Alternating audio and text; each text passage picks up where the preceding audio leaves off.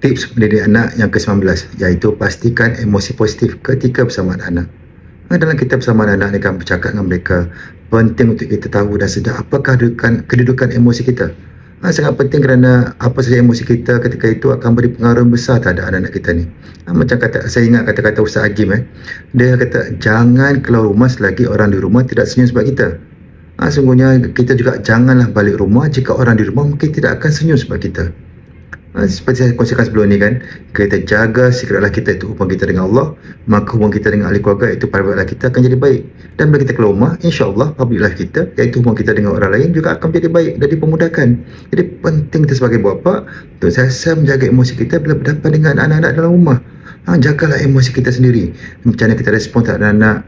Bila apa saya berlaku dalam rumah, kita tak kira lah persoalan kita antara suami isteri ke apa saja, kita perlu kawal emosi kita depan anak. Jangan sampai mereka terkesan dan masuk muka sebab kita. Sebab boleh pengaruh mereka, hubungan mereka di luar sana. Malah yang boleh berkesan terhadap tindakan mereka di luar sana. Betul juga bila kita dari luar kan, kalau kita balik pada tempat kerja atau mana-mana saja, kalau kita sedang dikuasai emosi negatif dan akan marah, tak puas hati, janganlah balik ke rumah terus. Kerana dia akan boleh memburukkan keadaan lagi. Silap anak-anak yang sedang happy, excited nak menunggu kita balik rumah, boleh tukar suasana menjadi tak best bila kita asyik marah-marah aja. Yang terbaik adalah kita contohi macam mana para sahabat Nabi, iaitu ketika bila balik berdagang kan, telah menjadi amalan mereka untuk singgah di masjid dahulu. Sama ada solat fardu ke sunat atau itikaf, kerana keluar saya di masjid, insya-Allah aura positif itu akan datang. Dia akan sendiri akan rasa tenang. Dia akan dibawa bersama ketenangan dan aura positif itu pulang ke rumah.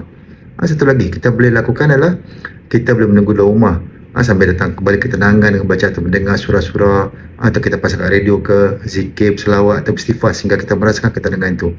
Ataupun kita cuba datangkan mood happy kita dengan lagu-lagu, atau boleh makaikan kenang-kenang indah happy moment kita, supaya kita kembali pada keadaan emosi positif sebelum kita jumpa anak. Satu lagi penting, kita kena tahu macam mana cara kita bercakap atau berkomunikasi dengan anak-anak ni, kerana emosi itu akan memberi pengaruh yang besar cara kita bercakap pada anak. Kita perlu tahu dalam komunikasi 7% mewakili perkataan kita gunakan, perkataan itu adalah akal.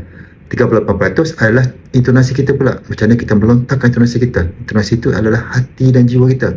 Kalau kita cakap lembut, hormat pada anak, insya-Allah di hati dia akan lembut.